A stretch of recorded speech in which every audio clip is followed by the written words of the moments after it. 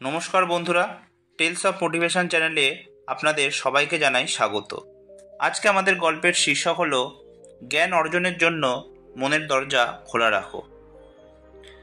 কাহিনীটি শুরু করার পূর্বে আপনাদের বলতে চাই যে ডেসক্রিপশানে আমার আরেকটি চ্যানেলের লিঙ্ক দেওয়া আছে, যার নাম হলো ইন্সপায়ার বাংলা। প্লিজ চ্যানেলটি ভিজিট করতে ভুলবেন না। তো চলুন এবার মূল কাহিনীতে ফেরা যাক। মানুষের জীবনে শেখার যাত্রা কখনোই থামে না। আমরা যতই জানি না কেন, আরও কিছু জানার সুযোগ সবসময় খোলা থাকে। কিন্তু সেই জ্ঞান অর্জনের পথে সবচেয়ে বড় বাধা হলো অহংকার। আমরা প্রায় মনে করি আমার জানাই যথেষ্ট, আর এই ভাবনা মনের দরজা বন্ধ করে দেয়। গৌতম বুদ্ধ মানুষের মন থেকে এই অহংকার দূর করবার জন্য বহুবার শিক্ষা দিয়েছেন। তার জীবনের একটি ঘটনার মাধ্যমে আমরা দেখতে পারি যে কীভাবে মনের দরজা খোলা রাখলে প্রকৃত জ্ঞান অর্জন করা সম্ভব। একবার এক বিখ্যাত পণ্ডিত গৌতম বুদ্ধের কাছে এলেন। তার নাম ছিল বর্ধন। তিনি অসংখ্য শাস্ত্র পড়েছিলেন। তর্কে কেউ তাকে হারাতে পারতেন না। তার অহংকার ছিল, আমি পৃথিবীর সব কিছু জানি, কারো কাছ থেকে আর শেখার প্রয়োজন নেই। কিন্তু চারপাশে যখন তিনি শুনলেন বুদ্ধের জ্ঞানের খ্যাতি, তখন তার মনে কৌতূহল জাগল।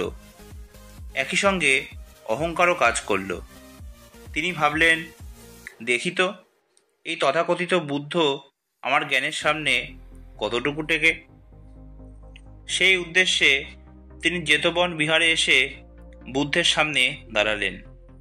গৌতম, আমি বহু শাস্ত্র পড়েছি, বহু তর্ক জিতেছি, তোমাকে এক প্রশ্ন করতে চাই। বুদ্ধ শান্তভাবে জিজ্ঞাসা করলেন, বলুন, কি জানতে চান?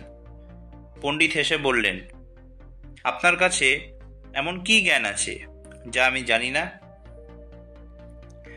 বুদ্ধ মৃদু হেসে একটি খালি আসনের দিকে ইঙ্গিত করলেন। পণ্ডিত মহাশয়, আগেই আসনে বসুন। বর্ধন বসলেন।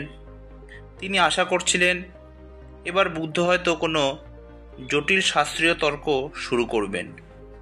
কিন্তু বুদ্ধ কেবল জিজ্ঞাসা করলেন, আপনি যখন এসেছেন এই আসন কি পূর্ণ ছিল না খালি? পণ্ডিত উত্তর দিলেন, খালি ছিল। ঠিক তাই, বুদ্ধ বললেন, এই আসন খালি ছিল বলে আপনি বসতে পারলেন। যদি এটি পূর্ণ থাকতো তবে আপনার জন্য কোনো স্থান থাকতো না। তেমনি মানুষের মন যদি অহংকারে পূর্ণ থাকে, তবে সেখানে নতুন জ্ঞানের জন্য কোনো জায়গা থাকে না। কেবল খালি মনই জ্ঞানকে ধারণ করতে পারে। পণ্ডিত প্রথমে একটু চুপ করে রইলেন, কিন্তু ভেতরে ভেতরে তিনি কেঁপে উঠলেন। কারণ এত সহজ অথচ গভীর সত্য তিনি আগে কখনো ভাবেননি। বুদ্ধ আবার বললেন, আপনার জানা অনেক, এতে সন্দেহ নেই। কিন্তু কি আপনি জানেন, প্রতিদিন সূর্য উঠলেও তার আলো নতুন। প্রতিটি শিশুর কান্নার ভিতরেও থাকে নতুন শিক্ষা। নদীর স্রোত প্রতি মুহূর্তে পরিবর্তিত হয়, তাই তার থেকে শেখার শেষ নেই। পৃথিবী প্রতিদিন নতুন কিছু শেখায়। তাহলে আপনি কিভাবে বলছেন যে আপনার আর কিছু জানার নেই? এই কথাগুলো পণ্ডিতের হৃদয় আঘাত করল। তিনি অনুভব করলেন, এতদিন তিনি শুধু গ্রন্থের অক্ষরে সীমাবদ্ধ থেকেছেন, কিন্তু জীবন থেকে শেখার দরজা তিনি বন্ধ করে রেখেছিলেন।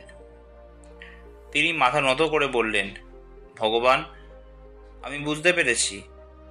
আমি এতদিন নিজেকে ভরা আসন ভেবেছিলাম, তাই নতুন জ্ঞানের আলো আমার ভেতরে প্রবেশ করতে পারেনি।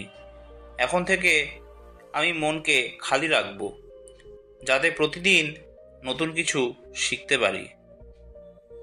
এরপর থেকে বর্ধন আর অহংকারী পণ্ডিত থাকলেন না। তিনি প্রতিদিন বিনয়ের সঙ্গে বুদ্ধের কাছে বসতেন, প্রশ্ন করতেন আর শুনতেন। একদিন তার এক শিষ্য তাকে জিজ্ঞাসা করল, গুরুজি, আগে আপনি বলতেন সব জানেন, এখন কেন বলছেন প্রতিদিন নতুন কিছু শিখতে চান? তিনি হেসে উত্তর দিলেন, আগে আমি ভরা আসনের মতো ছিলাম, যেখানে নতুন কারো বসার জায়গা নেই। এখন আমি খালি আসন হতে চাই, যেখানে প্রতিদিন নতুন শিক্ষার স্থান তৈরি হয়। এটাই গৌতম বুদ্ধের আসল শিক্ষা। এই গল্প আমাদের শেখায়, জ্ঞান কেবল বইয়ের অক্ষরে সীমাবদ্ধ নয়। জ্ঞান লুকিয়ে আছে প্রকৃতির প্রতিটি ঘটনায়, মানুষের প্রতিটি অভিজ্ঞতায়, প্রতিদিনের প্রতিটি মুহূর্তে। কিন্তু সেই জ্ঞান গ্রহণ করার জন্য উন্মুক্ত মনের প্রয়োজন। গৌতম বুদ্ধের শিক্ষা আজও প্রাসঙ্গিক।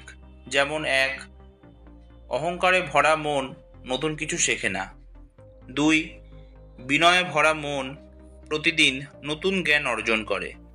আর 3, প্রকৃত জ্ঞানী সেই যিনি জানেন, আমার জানার এখনো অনেক বাকি। এই গল্প থেকে আমরা এই শিক্ষাই পাই, মনকে খালি আসনের মতো রাখো, তবেই প্রতিদিন নতুন জ্ঞানের আলো সেখানে বসতে পারবে। আজকের ভিডিওটি এই পর্যন্তই। কাহিনীটি ভালো লাগলে প্লিজ ভিডিওটি লাইক, শেয়ার আর চ্যানেলটি সাবস্ক্রাইব করতে ভুলবেন না।